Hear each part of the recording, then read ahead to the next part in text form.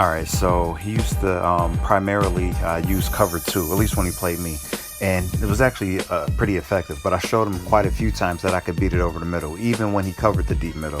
So I got him to pretty much get away from the cover two. And when I did that, that's when I would start making him, forcing him to make mistakes when he was going cover three, because he would try to use the Mabel.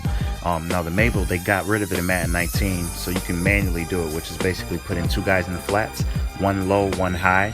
But he would mistakenly leave them both low, almost daring me to go above them. The other mistake he would make sometimes, not often, but he would, maybe I was making my audibles too quick, but a spy and a hook zone. Basically, he would lock three guys in the center of the field, almost daring me to attack the sideline. All right, so here, this is when he would use a modified cover two blitz and try to make a Mabel out of it. However, he still messed up and kept both of the defenders low. Technically, the cornerback was already in the flat, so he took the blitzing corner from the inside and put him also in the flat zone. So basically, that's two wasted defenders. They could have been pass rush or a QB spy or man coverage. And again, two guys, he's trying to use the Mabel, one high, one low, and he keep locking them in on the low receiver, and I just go over top of his head.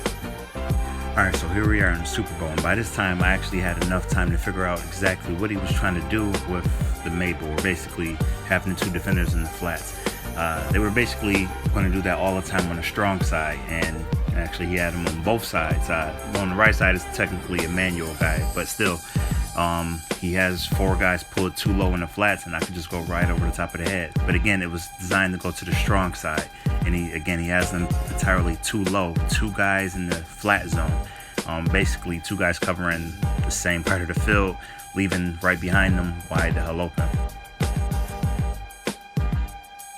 All right, so now this time here, same thing. Two guys on the sideline, basically covering the flats. However, the wheel route pulled them a little bit deeper, but again, leaves the post right on the inside completely uncovered.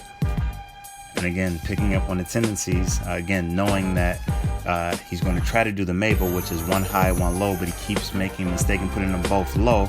I can go right over the top of his head. And he could try to chase it manually, but it's a 99 speed receiver. He just won't be able to keep up with him. Same thing. Again, it's on the strong side.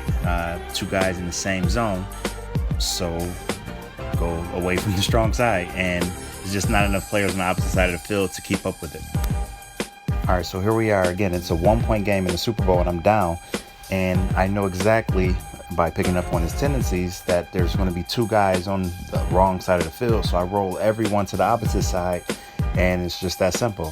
Set your feet, make the throw. All right, so this is actually my last game of Madden 19, and this play actually 3 months earlier, same exact thing, was actually going to win me the Super Bowl in June.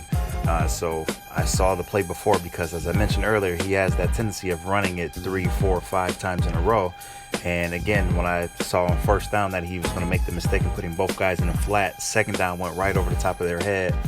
And again, I won that game basically by learning and understanding his tendencies, not by gimmicks, not by YouTube, literally just simple plays and just putting my players in the right position.